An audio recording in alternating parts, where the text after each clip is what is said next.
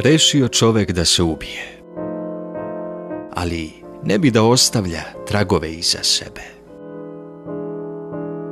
Tako da pucanje u glavu, vešanje, trovanje plinom, sedativima nije dolazilo u obzir.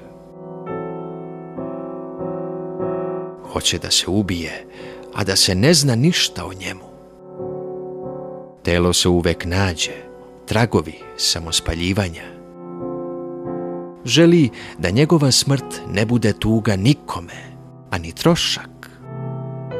Kada za njega nije bilo mesta u društvu, među živima, ne želi da ima ni na groblju, među mrtvima. Odlučio je da ode na more, sam samcijet. Preko 20 godina nije išao i da pliva.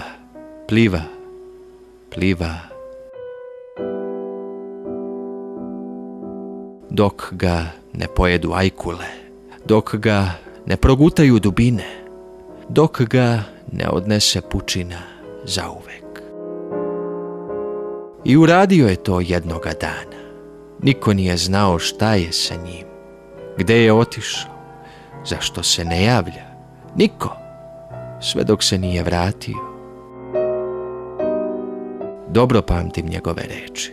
Kada sam počeo da se davim, okružen morem, svim onim zvukovima, plavetnilom, mirisima Mediterana, svim onim ženama koje sam pre toga video, svim onim čudima koja su mi se osmehnula, osladio mi se život. Borio sam se, da se vratim na obalu i ne znam kako, ali sam pobedio. Kada me nije progutala dubina, neće me progutati ni život. Od sada svake godine idem tamo, ali ne da bih se ponovo ubio, nego da bih se ponovo rodio.